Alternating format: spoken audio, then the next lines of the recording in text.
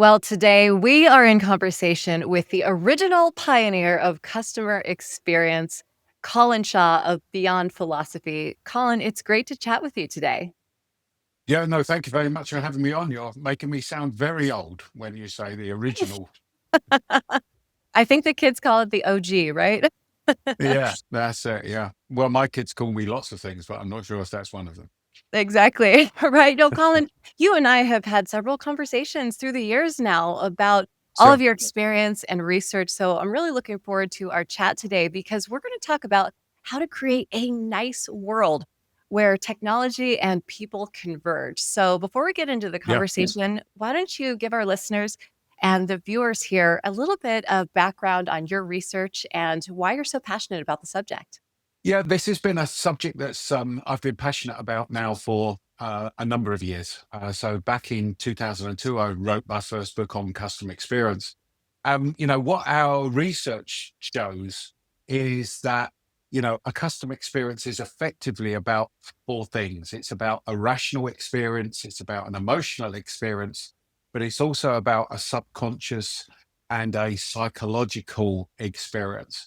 And I think as we move into this new world of this convergence that we've talked about before, then those things need to be at the forefront of our mind, with the output of being a nice world. Nice is I've always liked the word nice. When you talk about being nice and stuff like that. And I think that's a great output to be having. It's the question always becomes, how do you get there? What is it that you need to do to get there? Yeah, and Colin, today's conversation is all about the details of what businesses can do to really create that seamless connection. And one of the key points of your message that you share with all of your followers, which by the way, I was researching you this morning again. You're one of the top 150 LinkedIn business influencers, Colin. So everything you're telling us here, it's got a lot of data behind it. And I want to Thank point you. that out because it shows how truly obsessed you are with your business, and you say that Sure. other businesses, every business in the world really needs to be truly obsessed with customer experience in 2025. Yes. So what does that look like practically? Yeah, I think you know what? It's probably the biggest lesson that I've learned over the 20 odd years that I've been doing this. And that is that customer experience is a mindset. It's the way that you think about things. Um, and it's the way that you consider the customer in the decisions that you are making. Now, I'm trying to be careful with my words because sometimes people think that means you give the customer everything that they want, and it doesn't mean that, okay. It means that you think of the implications of the decisions that you're making on the customer and try to think through those unintended consequences of your decisions. And those can be in the number of clauses in the contract that you sign with a customer in the B2B world. It can be the measurements that you put in the call center. It can be how you implement AI. And it is having that mindset of the customer. And obviously, famously, Amazon are one of the most customer obsessed, or their goal is to be customer obsessed.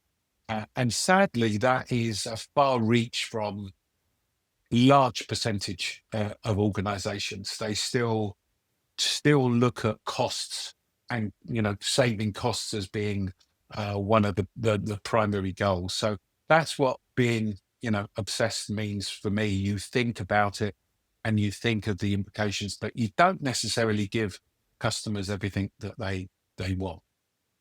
Yeah, I mean, all of us are customers, as well as in your industry, in your world, these are the leadership who are, making these types of decisions. So that perspective shift is so important. But what are some really specific ways that businesses are, asking for what the customer needs and then creating that balance between what they want and what you're providing with these services? Because it seems like such a fine line to walk. I mean, sometimes it can be, and I think sometimes it can't be. I think one of the biggest mistakes that organizations make is they don't look at the lifetime value of a customer.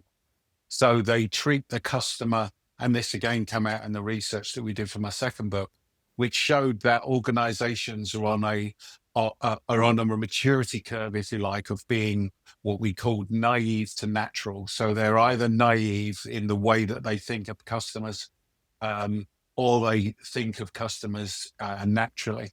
And so it goes naive, transactional, enlightened, and natural. The transactional bit is where most organizations are. They tend to treat the customer as if they're a transaction and therefore don't think about the lifetime value of the customer. And they don't think of the implications of those things. So it could be as simple as, a call center that has average call handling time as a measure, which is a decent operational measure. I used to run call centers back in the day. It's a decent operational measure, but the danger is it forces the agent to get the customer off the phone pretty quickly and therefore cause a poor experience. So it's looking at the strategy and trying to identify how that manifests itself in that customer experience, and but looking at that detail of things. But also, I think the other thing that I think is key, and again that I've learned over the years, um, is you need to have that. It's not just looking at the rational stuff. So I said there were four aspects of a customer experience: rational, emotional, subconscious, and psychological. Most organizations still only look at the rational side of things, how quickly we can deliver something. What are the opening hours? What's the lead time between customer ordering something and it being delivered? How are we going to display this product? Obviously, depending on what industry you're in, that's the rational. But actually, human nature is driven by emotions and driven by, the psychology of us as human beings. So no matter what systems, whether it's social media, whether it's the internet, whether it's the AI as it is now, it's all driven by those things, and understanding how to use those to evoke those emotions in customers becomes an important aspect of things. Right. Does Yeah. that make sense? Oh, absolutely. The emotions of trust. You're secure, right? Your information is secure, that they're always there for you. I just moved into a new home. And so I've been going through all sorts of, changes of information and updates. And Sure. every time I've used an automated system, especially, which is a big part of this recipe of how to provide that great customer experience, I think Yes. when the automation works well, that makes me Yes. feel like I am never leaving this brand. It Yes. worked once, I am in. Sure. So, how do companies create that balance of really optimizing, the idea of automating, but keeping it human at the same time, right? Because I still want to talk to a person when I can. Yeah. No, absolutely. So I think it comes down to two or three things, really. One is, so here's the most important thing: what drives value? Okay. And what I mean by that is, so here I am with this custom experience that I'm looking at, the new home experience. Okay. And somebody recording the fact that they're coming into to their new home. So which part of that experience actually is the most important thing, which actually means the most to you, which will make you turn around to other people and say, yes, it was really easy, use this company, etc., etc. Yeah. And then which part of that experience, so if you now know that it's I don't know, the signing up for electricity or whatever it may be, yeah, part of that experience is important. The question then becomes, well, how do we deliver that? Yeah. So what's the context of this experience? Do I need a person? Should it be a human being, or is this okay to be done over chatbots or whatever it may be? Yeah. Um, so it's those two key questions, and the other sort of third element for that is that then goes into the segmentation, which is, okay, well, which segment are we talking about? Are we Are we somebody that's young, that's used to, wants to do everything on their phone, or are we talking about your grandfather that actually wants to speak to a human being? And again, going back to lifetime value, what's that worth of that individual going to be? And that's where I find just taking all those parameters and then thinking about AI. Yeah, AI is going to be able to look at all those things virtually instantaneously and be able to turn around and say, in this circumstance with this person, based on this segment, here's the experience that we want to be able to deliver for you. So it's looking at all those things. Yeah. As I call myself an elder millennial, at my age, I'm sort of in that middle ground. I am comfortable Yeah. using new technology, but I still occasionally like to find a human agent. So you do a lot Yes. of research on the ways that in a nice world, as we like to call it, the ways that AI agents and human agents can really collaborate to elevate that service. And I think a lot of people are in that middle ground where we kind of want to have the option for both. So Yeah. can you talk about that? Yeah, and I think that sort of highlights the bit about context and segmentation. So I'm sure that there are circumstances where you would be happy to just do things on the web, and there are circumstance and the same circumstance, but maybe you're in more of a hurry or something's gone wrong, where actually no, you want to speak to a human being. But so I think the key part is looking at what's the context of what this customer is saying and what segment are they in, and then being able to turn around and say, okay, well, how are we going to how are we going to deal with that? Does that make sense? It really does. And I know you've got some real life examples of this because the technology is not here to replace people, right? It's meant to Sure. amplify the humans that are working here. So tell us a real life example that can put it into context. Yeah, I mean, some of these are, happen today where you've got say in the mobile phone market, yeah, where you can see the delivery or the behavior of somebody being using their device, and then proactively contacting them to tell them that there's a problem. It could be as basic as, um, I want to go into. I was in Starbucks the other day, and suddenly it's pinging up. It's obviously geolocated the fact that I'm in my usual Starbucks, and it's come up with the payment method. So, automatic. Um, but we did some work once with a mobile phone company, um, and we did it for a lost and stolen. Okay. Now, in other words, you've lost your mobile phone or your phone's been stolen. And if you've lost your phone in the back of an Uber, that's one thing. How do you feel? Where you feel, annoyed, etc. But how do you get hold of that individual? And you can do that, online. If you're what we also discovered was that if it's 11 o'clock at night, and you're female, and you are, your kids are at home, and the babysitter's got to go, yeah. Then how are you feeling? Yeah. And you've just been mugged. Sorry, I should have added that parameter, which Right. was the key thing. How do you feel? Yeah. Yeah. Well, you feel differently, and I'm using this word feel. Okay. And it's interesting when you were talking about your house. You talk about you feel you can trust them, or you feel this. So it's being able to predict how that customer is going to feel that is the key aspect of this. So Wow. if you've sent out, if you've had a price increase and you've sent out a note saying that there's a price increase coming, and one particular group of customers always contact you, yeah, after a price increase, then guess what? Maybe what you should be doing is contacting them before they contact you, because that could actually reduce costs because they may not have to phone in and wait, and B, you can manage it in a much better way.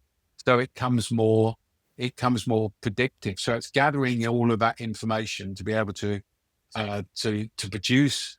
Go back to that phrase, the nice world, yeah, where things are nice actually. Yeah. Colin, it's bringing up so many of just the ideas in my head of all the interactions that I have with the companies that I love the most. They're the ones that out of nowhere, I'll get a coupon, right? For Sure, instance, I'm an artist, so I spend a lot of money on art supplies. So when sure, the store that I buy paint from, um, when that comes my way, it gets me excited. It hits on that subconscious sure, level, right? It seems to show up at just the right time, and now I know that that's all on purpose, sure. right? But Yes. it's a full And circle thing that we're understanding it from this level. I could really see how a business could optimize that. yes, no, absolutely. The the thing is, you've got to look at this from across many silos. And I think one of the mistakes that a lot of organizations are making is that they are looking, they're still too siloed. So we've spoken on a number of occasions before.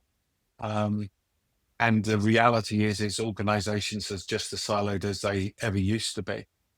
But the other key thing, which I think is important, is that AI is being implemented in silos, and that um, you could have something marketing are doing which needs a human being to contact that segment of customer that actually exists in customer service. Mhm. Okay, and therefore it's really important that the organization starts to look across the piece and look at the implementation of AI and those things across the piece rather than what I'm seeing, and a mistake that organizations are making is doing it too much.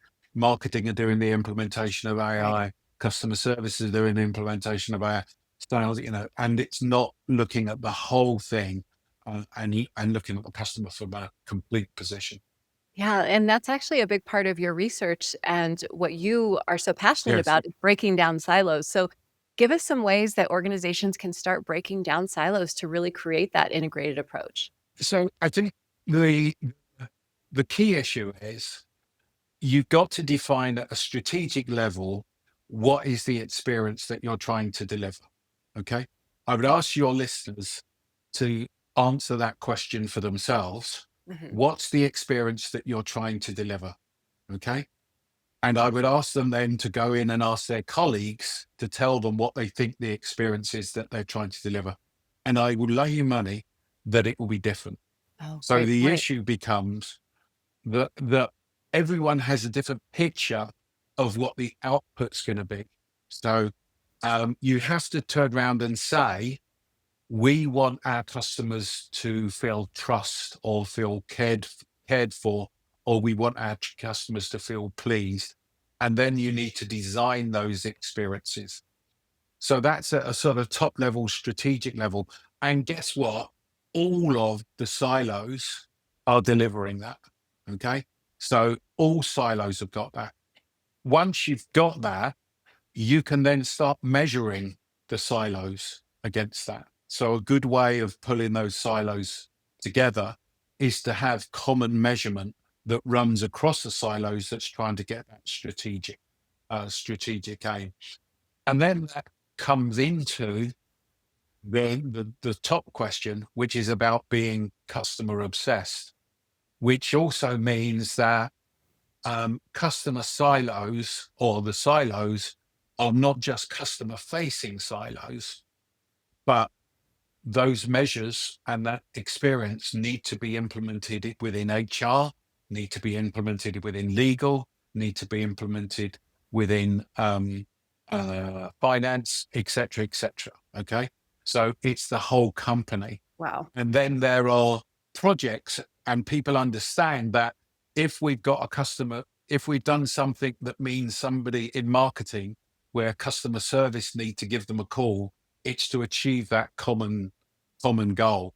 And now you can start to integrate what the silos are doing. So, those are Mm. just two or three things I could literally rattle on for half an hour on this, just one topic. I bet.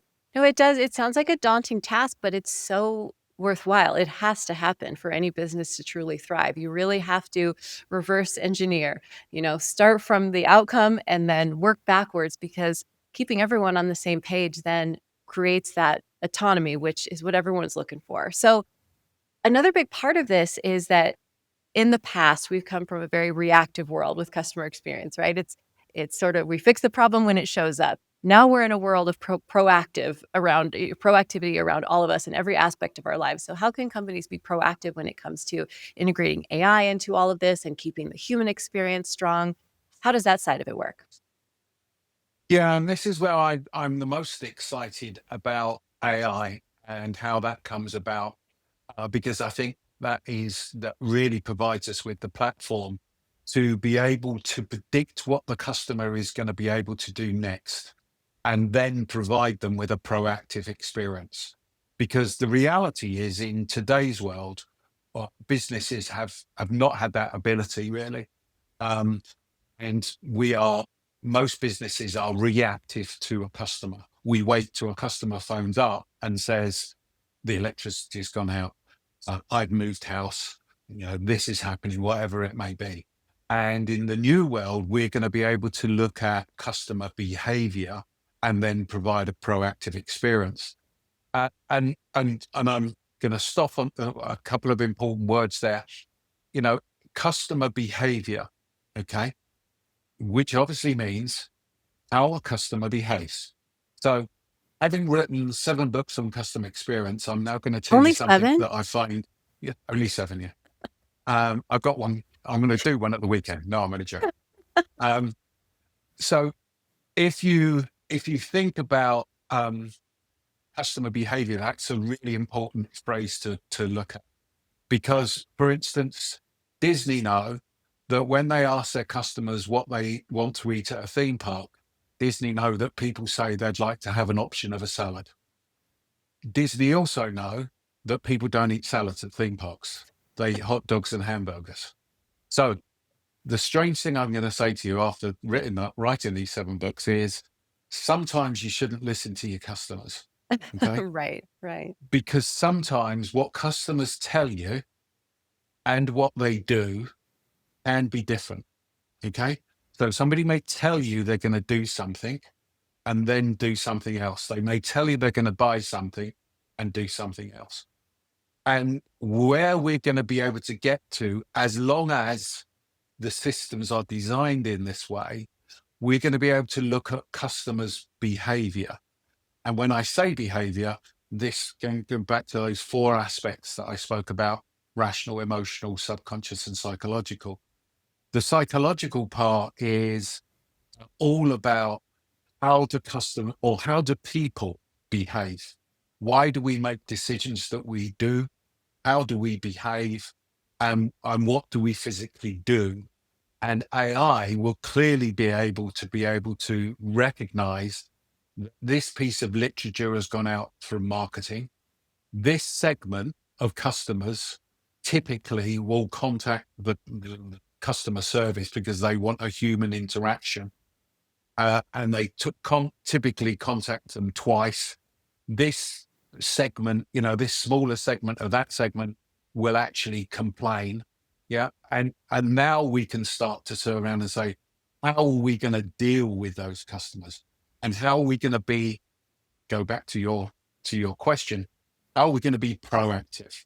What is it we need to do? Is this segment of customers so important to us, the lifetime value of this group, that actually we need a human being to phone them and to explain what we've just done in terms of a price increase? Mhm. And these other group of segments we're actually just going to deal with in a completely different way. So I think that the proactive nature of where we're going to move to is the next competitive battleground, that we're in 5 years time we're going to be talking about much more about these, how we are being proactive with customers. Yeah. I can really see why you need to have that proactivity in AI, because if you just rely on customer surveys, for instance, as a customer, I often respond as my most aspirational self. Of course, I'm going to do that. Sure. In reality, Sure. AI might show that I actually do it at a lower level. So the Yes. accuracy there and just being able to make more accurate decisions. I'm sure that has such a ripple effect through the company with cost savings, et cetera. Yes. Well, Yeah. the danger is that what you're going to do is you're going to provide a service to a customer, and they actually don't want it. Yeah, or you're going to, and here's another example. We did some work with a mobile phone company in the Middle East, and what their customers were telling them was the price was the most important thing. And actually, what the research showed was that price wasn't the most important thing. Everyone will tell you price was the most Yeah. important thing. Internally, they thought reliability and the network was the most important thing, and they were just about to invest millions of dollars in upgrading the reliability of their network. When actually, what the key thing that drove value was being a brand that is felt local to us. Yeah. Yeah. So again, what customers tell you and what they do can be very different, and that can drive value in a different way. So go back to our conversation about value, being able to turn around and say, if we do this with a customer, if we, here's the lever that we're going to pull with a customer, how much money are we going to raise by doing that becomes an important aspect. Yeah, boy, that makes so much sense. You're right, because price is really not the true priority when you're purchasing a phone. For me, it's that I Sure. like a particular brand, right? I want to use a particular Sure. camera. So there's so many different priorities that are beyond that. That's the easy answer because Yeah. that's what we're kind of supposed to say, because we're supposed to say we want lowest cost on everything. Oh, Yes, absolutely. this is fun, Colin. We could talk for a while. Let's transition a bit and talk about why companies really should treat CX as a competitive advantage and not as just a cost to cut, right? This is a big Sure. cost, but it's so deeply important because it spans every corner of every organization. Yeah, I mean, I'm biased. Okay. I've been doing this for some time. First of all, you know, certainly in the organizations, I can give you an example of, Maersk Line, who are the world's largest container shipping company, improved their net promoter score by 40 points over 30 months that led to a 10% rise in shipping volumes. If you look at the top performers in the S&P index, the customer experience leaders as defined by Forrester, you'll find that those organizations, their ROI is greatly improved because of customer experience. I've never been involved in a project where um, improving the customer experience doesn't save money. Okay. You can absolutely do both of these things.